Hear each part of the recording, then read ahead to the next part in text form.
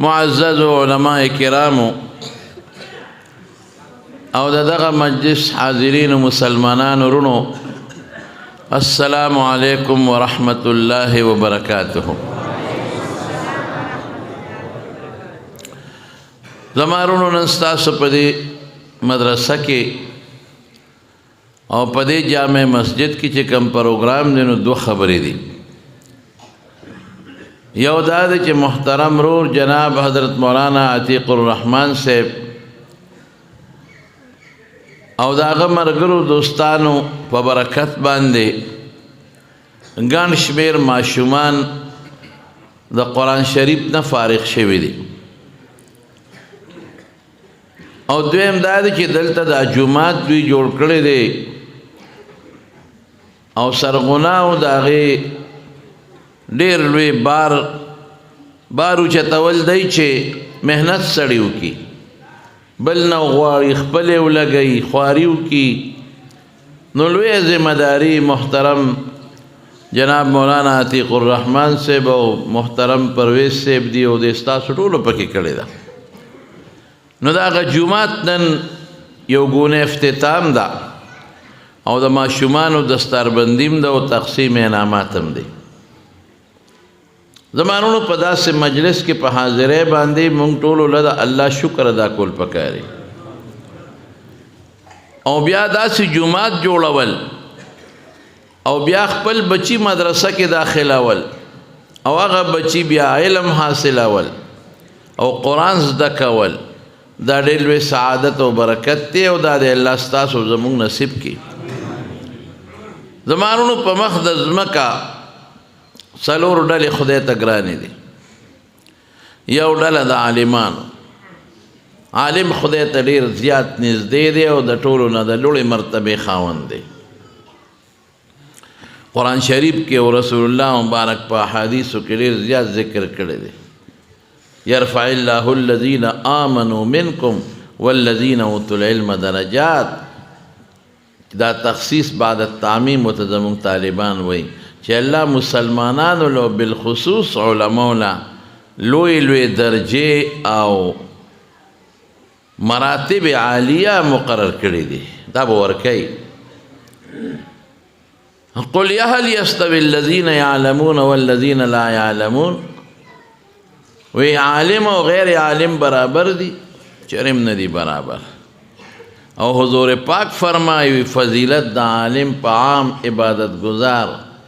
دا سدی لکه فضل القمر لیلة البدر على سائر الكواكب، لکه د څوارلسمې سپومې چې د ستورو په مقابله کې کم رڼا او کم نورانیت لري. دویم نمبر بیا د قرآن شریف حافظ دی چې د سینه کې د الله قرآن پروت دی او یا قاری د قرآن شریف دی چې دی خلکو ته د قرآن خدمت کوي، ښه الفاظ ورته ښایي. او بیا په څلورم نمبر هغه انسان دی چې هغه سره علم خو نشته چې کوم عالم ورته وایي د قرآن و سنت، صرف د عبادت کولو په طریقه پوهېږي، عبادت کوي د عبادت په طریقه پوهېږي. خو هغه علم چې کوم د قرآن والا او د پیغمبر مبارک د احادیث او د سنتو دی او د هغې نه وښکلې شوي مسایل د فقه په شکل کې دي انشته. ضروریات د دین خو هر سړي ته معلوم دي. لمونځ خو موږ تاسو ټول کولی شو، د هغې پویه زموږ شته. دا بهتر دی. دغه مدرسو کې دا څلور واړه جوړېږي.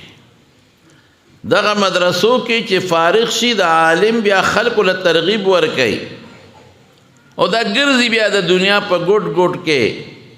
څوک جوماتونو کې امامان جوړ شي، لویه خبره ده.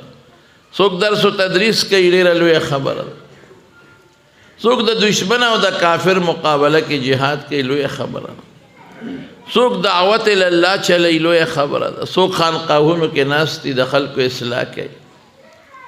بنیاد یې دغه مدرسه او دا خلک خدای ته ډېر ګران دی، الله ته ډېر خوښ دی. په دنیا کې هم دا د عزت خلک دي. زما ورونو غټ عزت دا دی چې یو سړی د پیغمبر په مصلی ولاړ دی، ته د هغه نه مخکې تکبیر تحریمه الله اکبر نشي ویلی او د هغه نه مخکې سلام نشي او دا ته ادې ټیټ پاس کوي نو هغسې به ټیټ پاس کوي. دا هغه نه مخکې رکوع له نه شي تللی او نه سجدې له تللی شي. ته که سجده او رکوع لګې د هغه په برکت یې لګي. ستا مړې که خښېږي او که ته پرې لکونه روپۍ ولګې خو چې ده جنازه نه کړې نو بیا سته نه شي خښولی. او که په واده باندې لکونه روپۍ خرچه وکړې او ده نه ویلې چې دا دې قبوله کړې وه او قبوله دې کړه خدای شته که ورنږدې شي. داسې ده که نه؟ د لکونه روپۍ خو ولګه او شادي حال کې هم ډوډۍ وکړه او جامې مو که او جوړې مو که. خو چې ما درته نه ویلي چې قبوله کړې وه او قبوله دې کړه والله که لوپټې ته او پلو ته هم ورنږدې شي.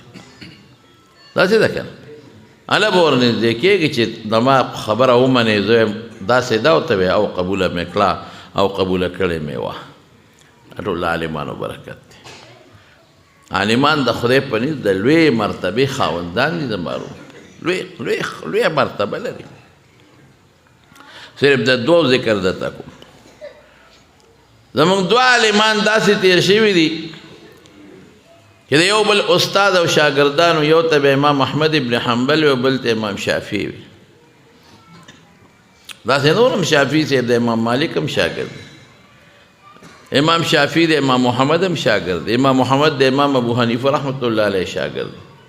دا ټول د امام صاحب ابو حنیفه رحمت الله علیه شاګردۍ نه بر نه دي. زمانونو نو امام احمد ابن حنبل ډېر لوی سړی و. یو تاریخ لیکي چې د رسول الله مبارک د شپږو لکو احادیثو حافظ و. شپږ لکه ډېر قرآن شریف خو شپږ نیم زره تقریبا ایتونه دي. څونه به دې جوړېږي. او یو بل تاریخ کې مې لیکلي چې د لسو لکو احادیثو حافظ و. دا ټول د حضور پاک نه دي، د رسول الله مبارک د صحابو د تابعینو اقوال او د آثار د هغې حافظ و یاد و. او ډېر زیات پرهیزګار و، ډېر متقي و. دومره پرهیزګار او متقي انسان په دغه دور کې نه دی تېر شوی لکه دی چې و. تاسو دې نه اندازه ولګوئ چې یو ځل راغې روټۍ خوړه، بیبي ورته روټۍ کېښوده چې نوړی اوچته کړه واپس یې کېښوده، وایي دې ډوډۍ نه ماله د حرامو بدبویي راځي. کشف موږ څه پوهېږو چې دا حلال دی او که حرام دی، چې خولې ته نږدې کړه نو د حرامو بوی ترې راځي. بیبي ورته وایي کوم دی نه حرام دي، اوړه تا راوړي دي، اوبه ستا د کور دي، خشاک ستا دی، مالګه ستا ده، نو دغه د دې نه اوړه ډوډۍ جوړېږي. ما په خپلو لاسو هغه ګلي دي. وی بس هر څه چې دي خو بیا راوچته کړه، وی قسم دی چې د حرامو بدبویي راځي، حرام پکې شته. بیبي وی او یو خبره مې یاده شوه، د فلانکي د کور نه مې خمبیره راوړې، خمبیره نه وه خلاصه شوې وه، نو کیدی شي چې دا میزش د حرامو دا جنجال پکې هغه ځای نه راغلي. وی ښه دا ډوډۍ زه نه خورم. حالانکې په دې یو انسان نه دی مکلف چې یقینا تا ته د حرامو پته نه لګي چې دا حرامه ده، نو هسې شکل اعتبار نشته او نه وهمیاتو له اعتبار شته. تقوا ده، د تقوا اخیری مرتبه ده، او حضور پاک په خپله دا مونږ ته ویلی دی. یو اوږد حدیث مفهوم بیا راته ویم چې لکل ملک حمان، د هر بادشاه یو شپول وي، شپول. ته به دا څاروی هغه شپول ته هم نه نږدې کې، حالانکې د شپول خوا کې که سړی پروا نشته، خو مه نږدې کوه هسې نه چې ته سوړه ومونې په شپول کې دننه ورشي، هغه شوتل ونه خوري. دې ته ورع وایي، تقوا ورته وایي. د ګناه ته نږدېکت صدن للذرایع زمونږ طالبان وایي، نو هم به نه نږدې کېږي. وی نه خورم. بیبي وی چې ته نه خورې زه هم نه خورم. څه موده پسې کور تپوس وکړو، یاره هغه ډوډۍ چاله مو ورکړه. وی خو به چې سوالګرې راغی، وی خیر راوړی خدای مو بخښه. نو چې مونږ به ولا ډوډۍ وایستله نو هغه به مونږ به ورته وګورې احمد ابن حنبل نه ده خوړلی. هغه وی چې هغه نه ده خوړلی مونږ یې څه له خورو، دا یې سوالګري نه لکه زمونږ د دې وطن ده چې لستوڼې د نشتۍ خوشې به در مباسي. زمونږ دا خو نه پرېږدي که راکه او راکه، راکه او راکه. خدای نیکبخته چا سره به وي، چا سره، او ښځې بیا ګرځي سوالونه کوي. په دې دغه کې یو ځل روان وم په قصه خانه کې، داسې یو رکوټې غوندې دا پوټیني وي بعضې وخت که نه، پوټینې 2 3 لیشتې 5 لیشتې به. نو ما ورته خیال نو، خو خلک ټول په تماشه ووته، زه نیغ روان چې کړپ شو، د ما د خپې ته یې راودانګل. دا د هغه طریقې واردات چې راوی د انګل کلک د خپې پورې مې ونښته وي 100 روپۍ دې دو خدای موټ تې را باندې خرڅ کړي 100 روپۍ دې دو 100 روپۍ هغه وخت کې ډېر شی و داسې ده لکه چې اوس د نه غونډې 15,000 روپۍ غواړي او خلکو خندل او دوی ماته وي نہیں چوڑتا 100 روپۍ دې دو پنجابي و هلکه 100 روپۍ خو زما خپل ځان ته ګورم یا 1 روپۍ در کوم 15 در کوم 10 در کوم که نه در کوم ته خو عادي سوالګر یې تاله خو در کول نه دي پکار خو دومره مې طبیعت خفه شو چې دا لاسونه د خاورو او زه د مریض تپوس ته هسپتال ته روان وم ټول پنسۍ د خاورو راله ډکه کړه قار راغی او خلک هم وایي دې دو نه ورکه که نه پښتانه هم چغې وایي مې پلار نه دې راوړه که نه ورکه که نه دې دو ته راوړه چې زه والا ورکم وی میں تو نہیں چھوڑتا سوک میں نیخ که میں اوستی دا مازیگر وام پریدے که نم پریدے اخوے ٹوپ کڑے دا دی زمانے سوالگری جدائی دی پکور تا چرانے نوزی کنا سوالگرو گور خیال ساتے چی پتان پوئی کی لوخی ویدن پٹ کری دا تحقیقت وید لوخیر سا پٹائی دا سوالگری راشو جماعت خلقی کینی خدای مو بخا خدا نا جوڑا داو لانکی نا جوڑا دی خلق والا شیع چاہی اگا سادر کی گوری سپلے پٹائی دا ټول سوالګری غلې دي هغه جدا سوالګری وی چې احمد ابن حنبل نه د خوړلې خو څه چل به منګه هم نه خورو نو چې سوالګری هم نه خوړه منګه هم نه خوړه نو بیا مې د دجلې د دریاب ته وردول د دجلې دریاب داسې نه دی لکه ستاسو څه دریاب چې وي ډېر لوی دریاب دی لوی عظیم الشان زموږ د اکوړي سره چې د دریای سیند د ټک سره یو ځای کې د دې نام کټ دی نو دریاب ته وغورځول یقین وساته امام احمد ابن حنبل په خپل جرم کې د دجلې د دریاب کب ونه خوړل چې دا نوړی به د چا ډوډۍ به د چا خېټې لتلي حالانکه شریعت کې هېڅ ګناه نشته کب خو مکلف نه دی په دې باندې چې ته به حلاله خورې حرامه به نه خورې او ما ته څه پته لګي دی شکوک و شبهات الاعتبار هم نشته دا ټول کبان چې مونږ خورو نو مونږ ته څه پته ده چې حلال یې خوړی دی او که حرام یې خوړی دی ما نه خدای تپوس کړي چې کب حلال خور او که حرام خور دی زه څه خبر قصابان چې دا غوښې په تاسو خرڅوي او کم د غوی او د میخې غوښه ته یې تپوس وکړه قصاب کاکا د غوی حلاله خوړلی او که حرامه نو چاړې نه بیا ځان ساته دا لرې به دې وایي حلال حرام زی پا حلال حرام سکو ما خو منڈے کی واقعی تو حلال میں کہو نا پتہ با لگے چے حلال دا وکا حرام ماشاءاللہ دے زمانہ کے زمیندار و ساروے و حلال خپکے گئے مام زمینداری کردے مام کردے نو دی باندې انسان نه دی مکلف او بیا کب بچی روڑے نور و نور نخورم دا دیتا او دینا زیادہ رہتا ہوئے ما بادشاہ جیل کے چولیو تنگا کوٹا کے چولے و نرے تنگا کوٹا کے نو چاہے کم خوراک بے جیلی لورکاو دا نخوڑا دا مردار دا نخورم نو یو نیکا خدا و پاگا علاقہ کے غیب والا روٹے لے گلا نو چی سلوی خورا دی پس دا جیل نروت نو بالکل اگر روٹے دقا سی پرتی وغیر ام گتا نواوڑے نو اغیتی گیلا اکلا وی ما خدا حلال ڈوڑے در لے گلا دا جیل لگا خو حرام ہوزا تا نخوڑا نو ادی ولی نخوڑا وی دی باندی دا جیل دا داروغا دا ڈائریکٹر اگا مردار لاس لگی دلیو زکا بی نخوڑا زکا نوز دا کلی ورکا دا سے بسوکو کہ واللہ کی دا سے سوک پیدا کی دا آگا سیولکا حضرت ابو بکر صدیق رضی اللہ تعالی عنہ چو غلام خوراک روڑا وی خوڑا وی مانا خوری تپوستو نو که نور کلا خوبری تپوست که ننده تپوستو نو که جدا خوراک دا کم زینو یره وی بس اوگی و مم خوڑا وی دا سشو وی دا که جاہلیت زمانہ کے اسلام نمخ کے مچالا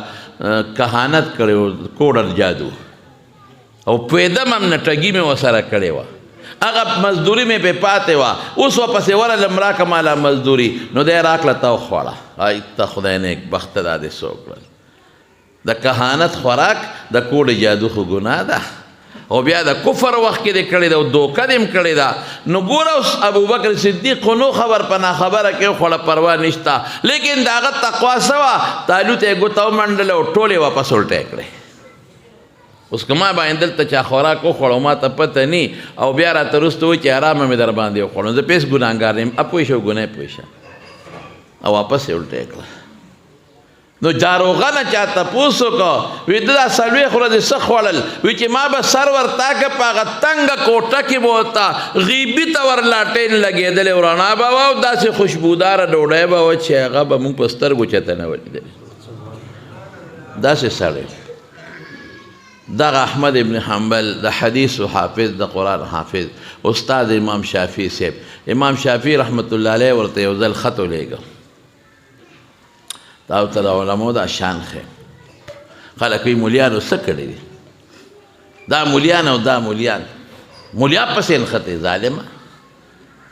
ستاسو په دې فیسبوکونو هم یو ملا مخکې ورځو کې مې لیده ملا ځان ته وایي ځان ته ملا خو نه وایي خیر دغه وایي څه شی دی سکالر مذهبي سکالر چې مې ورته وکتل نو هغه کالر یې د هغه سکالر نه غټې وې کالر یې د سکالر نه غټې وې مې دا کالرو ته دې ګوره د سکالر ته دې ګوره انګریزي لباس او دا ټی یې دلته اچولې وه نو مې د خر لکې شا تاویدان دی او ستا مخې تاویدان دی تا او خر کې څه فرق دی د نه ښه دی په لکې خو عورت پټ دی که نه خدای دې بې خو باسه نو تا دلته شی ویدان کړی ہم ملا پسے لگ گیا بخاری میں یہ حدیث موضوعی ہے میں اس سو کم در رسیدے نشم چې اوس به دلې سو کم در کړی وې او درته مې ویلې وې چې خدای دې تباه کا وښایه ماته کوم ځای موضوعي دی قرآن کے ساتھ منافی قرآن سے خدای دې بې خو باسه نه پوهېږي نو ولې احادیثو باندې اعتراضونه کې هغه ته هم دغسې لس پنځه شل کسان ناستو هغوی به ورته ها هو کو سبحان الله به ورته د دین خلاف د دین دشمنان تا ورته پته شته چې نن څومره بې دیني خورېږي نن مې ورته واورېدل نن چې په کراچۍ کې نه خبره ده چې په کراچۍ کې او مصدقه خبره په دې ده چې های کورټ سن های کورټ کې یو مسلمان سړي درخواست ورکړی دی اوره یاسر مولوي سن های کورټ کې یو مسلمان سړي د ختم نبوت یو مجاهد درخواست ورکړی دی او سی ویلی دي وی زمونږ په دې ګاونډ کې یو کور دی او په هغې کې قادیانیت پرچار کیږي او هلکان او جینکۍ د دنیا قادیانانې کړې او دلته پیسې ورکوي او لندن ته لیږي او د مسرور په لاس د قادیانیت بیعت کوي دا نننی پوسټ دی او بیا عجیبه خبره دا لیکي دا درخواست مونږ ډي جي صاحب له ورکړی دی دا مونږ درخواست ایډیشنل آی جي له ورکړی دی دا هم ډي پي او له ورکړی دی لیکن د هغې ردیبل څه شوه دا چې دا هغوی په کوم کور کې لګیا دی او خپل ځان لی کوم عبادتخانه جوړه کړې څه عبادتخانه ده د غولو نو هغې نه ګیر چاپېره د پولیس موبایل یې ولاړ او څوکی یې ستا د پولیس په نګرانۍ کې نن د قادیانیت عبادت کېږي نن ستا د پولیس موبایل د هغې حفاظت کوي او نن د قادیانیت پیسې ویزې ورته لګي او بار ملکونو ته یې لېږي ساده لو خلک دا خلک خو په دې نه اوس که دې ورته وایي چې یو موټرګۍ در کوم راشه قادیانۍ شه واه واه زموږ ایمان مضبوط پکار دی زه یېرېږم زموږ د دې خلکو په ایمان خفه کېږی ما دوه قسمه رنګ دی د مارونو یو هغه رنګ دی چې د ماربلو دغه رنګ دی د خپل ذاتي رنګ چې څومره پې مږې بږې نو رنګ تی دي جواب را بلکې څه چل کېږي نور هم چمک وای دا زما د جامې رنګ دی چې څومره یې مږې جامه به شلېږي خو دا رنګ به دی نه ځي یو دلته د چونې راکاږه په دې دیوال د چونې رنګ راکاږه نو که دې لږ ومه ګناه ته دانګي که نه دانګي زمونږ د ایمان رنګ دا چونې والا دی په معمولي شي دانګي دا ړته نه دی ننوتی ړته چې کوم ایمان ننوتی هغه د صحابو ایمان و ړته چې کوم ایمان ننوتی و د حضرت بلال ایمان و چې خپونه به یې راښکه په ځمکه باندې او په سینه به یې درنې تیږې ورته یې ښودې او په د غنو په شپولو د پاسه به یې سمله و کمیس به یې تیستی و او هغه به هغې کې هم چغه واله چې الله احد ایمان د بی بی سمیو چې په کومه طریقه ابوجهل شهید کړه ایمان یې پرې نه ښود ایمان د حضرت یاسر رضی الله عنه چې په کومه طریقه شهید شو ایمان یې پرې نه ښود ایمان د شاه ولی الله او د حضرت خباب په پوټي موټرګي نن خلک لاړل قادیانان شو پرویزیان شو په مختلفو طریقو یو څوک انجینیر دی د سیکانو په شان پټکۍ والی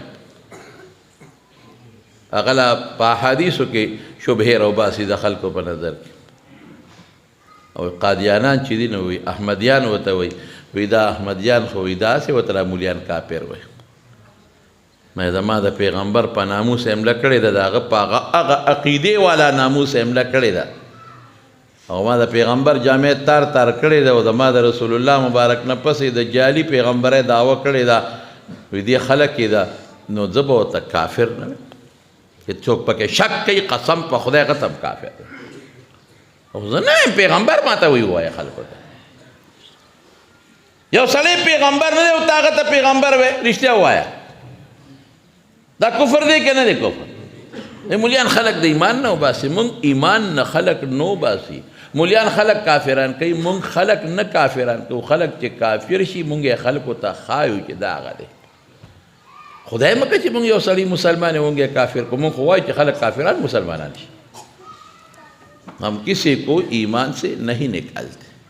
لیکن جو کافر ہوا خود کافر ہوا تو ہم نشاندہی کرتے ہیں کہ یہ بلا کافر ہے اس سے ڈرو دور ہو جاؤ دانا نے خبر خلقی ملا سکڑی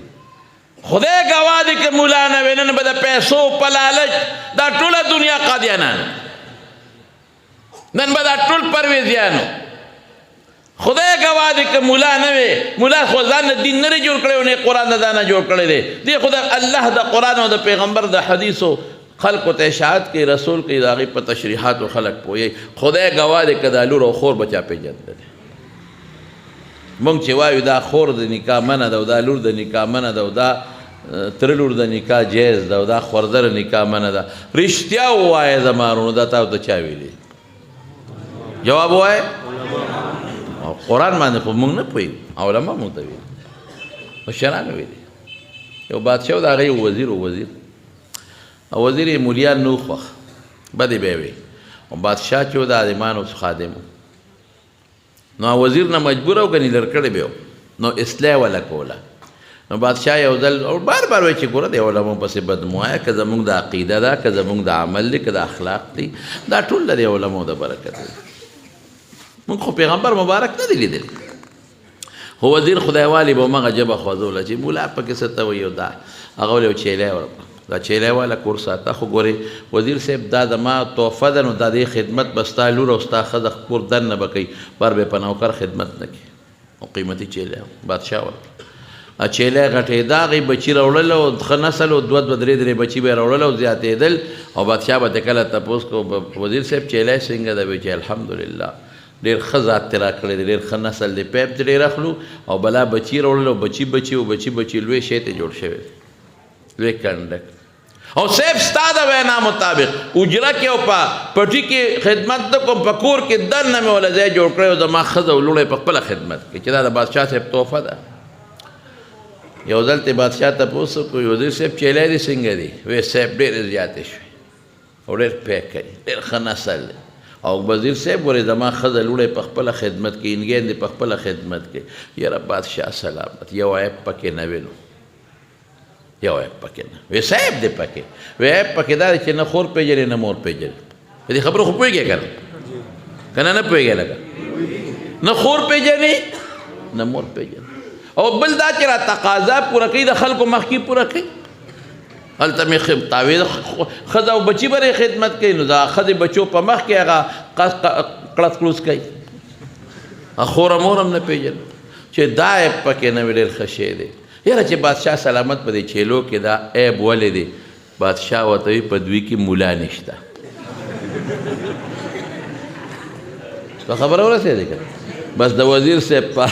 سر باندې ګرمې اوبه توی شي چې واقعي چې دا زه خور پېژنم او مور پېژنم نو دا ما ته مولا خولی دی او چې دا د کوټې په ګوټ کې دننه ځان پسې ورم زنځیر کم چې هېڅوک هم نه او خپل جایز حاجت پوره کوم نو دا ولې دا حیا ما ته مولا ښودلی د مارونو د عالمانو لاسونه ښکل کې د خدای دپاره زما د وجې نه دا علماء لاس کل کې علماء سره مینه وکړې علماء سره محبت وکړې لرې ځای نه ورته سلام وکړې په دې چې د الله د قرآن خدمت ماته دې کوي د پیغمبر حدیث ماته دې رسوي او په دین ما دې پوهي او جنت ته مې دې رسوي او باطل ما ته دی ښیي چې د دې باطل نه ځان ساته. نو زما ورور احمد ابن حنبل شافعي صاحب رحمت الله علیه په سوال جواب، استاد په سوال جواب لیکي، او ته وایي چې شاګرده ډېره موده شوه ملاقات نه دی شوی، ډېر مې یاد شوی، او که څه موقع در سره فارغ نو ما ته ووایه چې زه درشم ستا ملاقات. یو استاذ ورته وایي زه به ستا ملاقات ته درشم. ځکه احمد ابن حنبل یمن کې اوسېده او شافعي صاحب په مصر کې اوسېده. اوس هم په مصر کې په قاهره کې د امام شافعي صاحب قبر دی، زه ورله تللی. نو هغه چې پوه شو احمد ابن حنبل لږ ملامته شو، اوهو استاد ما ته وایي زه ملاقات ته درځم، دا خو زما کوتاهي ده پکه چې زه استاد له لاړ شم. نو قافله چې واپس تله نو هغې له خط ورکړ، پکې ولیکل چې پلانکې روز یو قافله درځي او زه هغې کې ستا ملاقات له صاحب درځم. چې هغه ورځ رانږدې شوه، قافله رانږدې شوه مصر ته، نو امام شافعي رحمت الله علیه ډېره لوی استقبالیه وکړه، ډېر لوی خلک، بار دا کوڅې ډکې دي او جلوس دی، ولې احمد ابن حنبل لا روان دی. او چې با شافعي صاحب ووته او شاګردان او نیکان خلک ووتل، نو بادشاه تپوس وکړو دا جلسه جلوس ته څه دي؟ وایي دا د شافعي صاحب رحمت الله علیه یو شاګرد دی، حافظ حدیث او حافظ قرآن او لوی مجتهد فقیه احمد ابن حنبل ارا روان دی. هغه خو پېژنده، وایي ښه احمد راځي، وایي موږ به یې استقبال وکړو. نو بادشاه وزیران هم ووتل چې هغوی وتل، عام خلک هم ووتل، لوی استقبالیه وه. قافله راورسېده، احمد ابن حنبل پکې و. بادشاه شافعي صاحب ته وایي مېلمستیا به یې زه کوم. شافعي صاحب وایي نه زما شاګرد دی او ما راغوښته دي، زه د مېلمستیا به ځمئ. او شافعي صاحب ګوره ډېر زیات مهمان نواز و. بادشاه ته وایي ته به هم راځې، وزیران به دې هم راځي. ماسخوتن روټۍ کېښودی شو، دسترخوانونه وغوړېده، بادشاهان هم ناست دي، وزیران هم ناست دي، عام خلک هم ناست دي. او صاحبان دا شافعي صاحب ناست دی، مخامخ احمد ابن حنبل ناست دی. چې روټۍ شروع شو، امام احمد ابن حنبل یو خو زر زر روټۍ خوړه. او دویم دا دی چې خلکو بس کړی او دې لا لګیا دی. نو خلک هم پوه شو چې دا څنګه چل دی، لکه چې د لسو پنځلسو ورځو وږي وي، لکه چې خلکو بس کړی دی لګیا دی، زر زر هم خوري. او که ستاسو خیالي که نه، نو په دې روټۍ کې خلک د میلمه دا نوړی شماري، د خدای شان. اکثر مونږ چې روټۍ ته کینو خلک دا شی راته ونیسي، دا تصویر ساز راته ونیسي او کلپ یا کلپ په کلپ لکه خدای ته وګوره اوس به م خوله وازي او تا به ټک ورکړي، کله به م سپېمې سترګو ته رسېدلي او تا به کلپ ورکړي. دا څه کوی لکه په ډوډۍ کې تصویر ګورې هسې هم حرام دی، ګناه ده، که د کیمرې دی او که د بل شي دی. خو لیکن دا دې وخت کې د روټۍ په وخت کې ته تصویر وباسې، روټۍ وخت کې چې سړی خوراک خوري په ځان نه پوهېږي، بیا خو خېټې ته شی روان دی، نو خدای خبر چې غوږ به یې په باجا بامخېلو کې وي او سپېمه به یې په پېښور کې وي، دا څه قم جوړی. بعضې خلک دا وباسي او بیا خدا چې دی وویسته، دا خو په یو ساعت کې لکونو ته ورسېږي چې په ځان خبرېږي ځای ته به یې رسول. کله مونږ خوشطبي وکړو، خوشطبي یو ځل چا تپوس وکړو پتلون کې مونځ کېږي که نه؟ نو ما سې ګپ ولګاو، ما وی پتلون والا مونځ کېږي، خو چې کم شاته ورپسې ولاړ دی د هغه نه کېږي. هغه لکۍ راپسې چا وتړله، په دې فیسبوک یې ورکړه. شاه والا موت ټیلیفونونه کړل، مولوي صاحب چا وی چې دا پتلون والا پسې مونځ نه کېږي او شاته ولاړ دی هغه مونځ نه کېږي او ده کېږي. هلکه ما خوشطبي کړې ده، ګپ مې لګولې، کېږي. ما په دې بنیاد وکړه چې پتلون والا غریب خو عورت پټ دی، نو که هغه مونځ کوي کېږي، خو چې شاته او پسې ولاړ دی هغه به لوړه جوړې او لختي شمېري او که خپل بند ته. یو ځل راته په مدینه منوره کې چا وي اعتکاف کې به کم خوراک کې او کم به نه کې، خلک هم سودایان یې لکه خو حلال خوره چې څه خورې که نه. نو ما خولې نه وختل، مې ګوپي پکې مه خوره. نو اره پسې لکۍ کړه چا،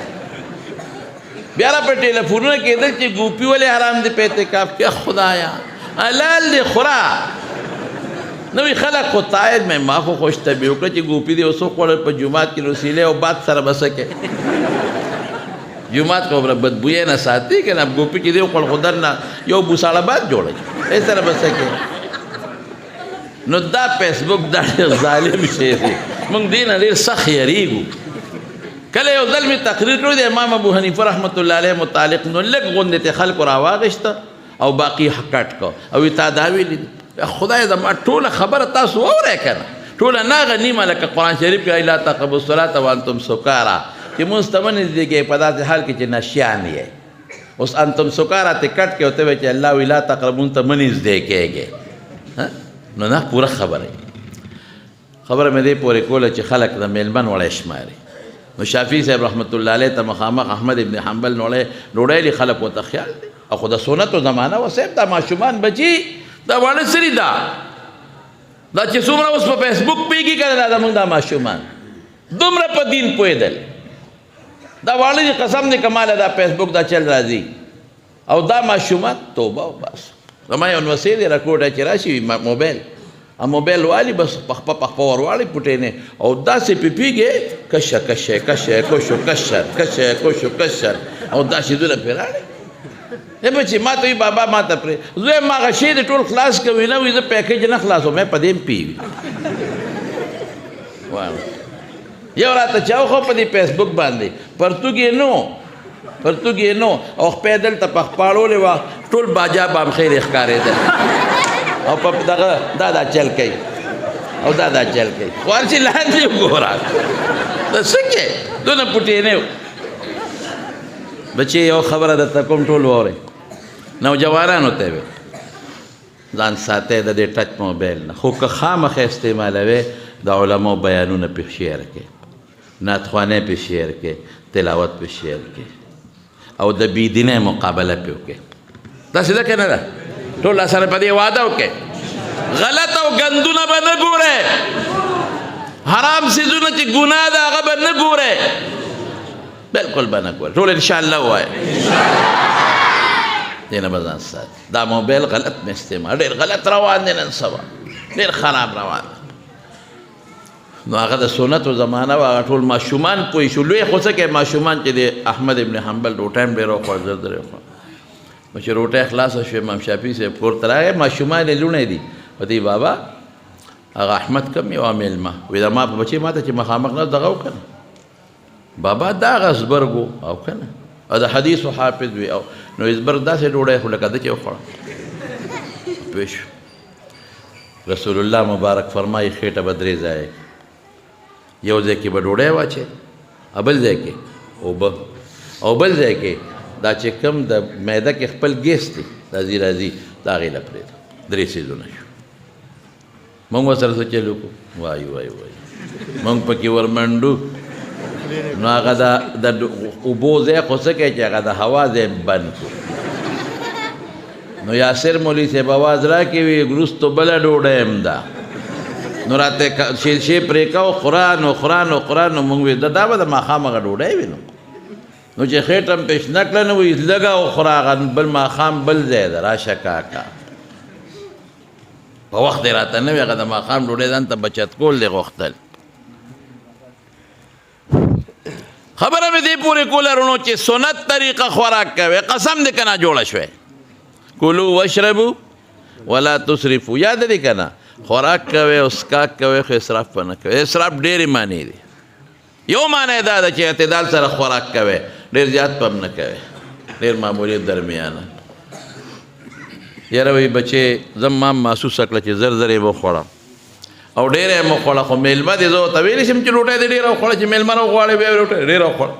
ښه دې له دې راغوښتم عزته کیم. احمد ابن حنبل ته ځان له کوټه کې کټ واچو وایي زه به ځان له سملم او بل لوڼو ته یې وایي بچې کوزه ورته له اوبو ډکه کېدی، کوزه یې ورته کېښوده. چې سهار تهجد شو شافعي صاحب ته دته اواز ورکړ، دواړه جومات ته لاړ لمانځله. چې واپس راغله هغه لوڼو شافعي صاحب رحمت الله علیه ته ودرېدی وایي بابا ناشنا زبرګ دې راوستی دی.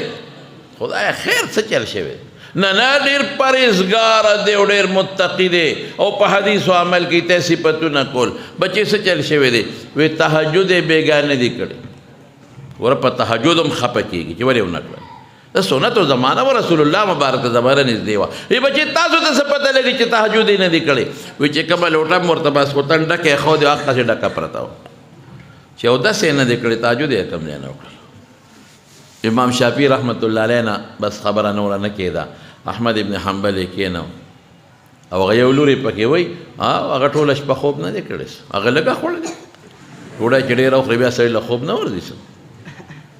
شاپي صاحب بیا شاګرده د کله نه بدل شوی وی صاحب ولې نو وی زه د باندې خوشحاله یم ما راوستې میلمه او ساره برکته دا زرګونو خلکو روټۍ خوړه چې څومره زما ډوډۍ د ډېره خوړلې زه باندې خوشحاله یم خو دا ده چې د سنتو خلاف د بېګا روټۍ خوړلې ده ټولو خلکو درته کتل حتی ما ته لوړم شکایت وکړو چې سنتو نه خلاف یې خوړلې زر زر او ډېره دې خوړه دا ولې او بېګا یې تهجد ولې نه دی کړی لوټه چې څنګه پرته وه هغسې ډکه وه احمد ابن حنبل ورته حضرت زما خبره وره وی چې بېګا زه ستا روټۍ ته کېناستم ما ورته وکتله خو د کشف خاوند و وی قسم په خدای که داسې برکتي او د انوارو ډکه ډوډۍ ما چې ته په سترګو لیدې وه د الله د طرف نه انوارات او برکات پې ورېدل ما په دې سترګو لیدل ما وی راشه احمده داسې ډوډۍ بل دی نه میلاویږي څومره چې خوري وخوره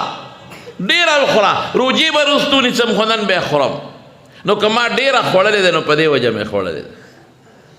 او واقعي حلال کې ډېر لوی برکت دی او حرام خطرناک چې دی خدای د حرامو نه ساتي قاری طیب صاحب رحمت الله علیه په دې خطبات حکیم الاسلام کې لیکلي دي وی په دیوبند کې یو سید و شاجي به ورته وویل ګیا به خرڅوله نو هغه چې به ګیا خرڅوله نو پیسې به یې 3 ضایع کړې یو ځای به په خپلو بچو په ښځه خوړله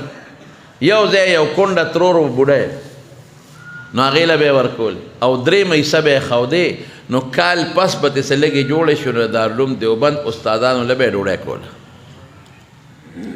وی زمونږ به کال انتظار و چې د شاجي صاحب روټۍ به کله راځي وی هغې کې به څه غوښې قورمې او پولو نه به پکې نو ساده خوراک به خو چې هغې کې به کوم انوار او برکات مونږ محسوسول وی څو ورځې به زمونږ په وجود کې د هغه ډوډۍ هغه برکات پراته حلاله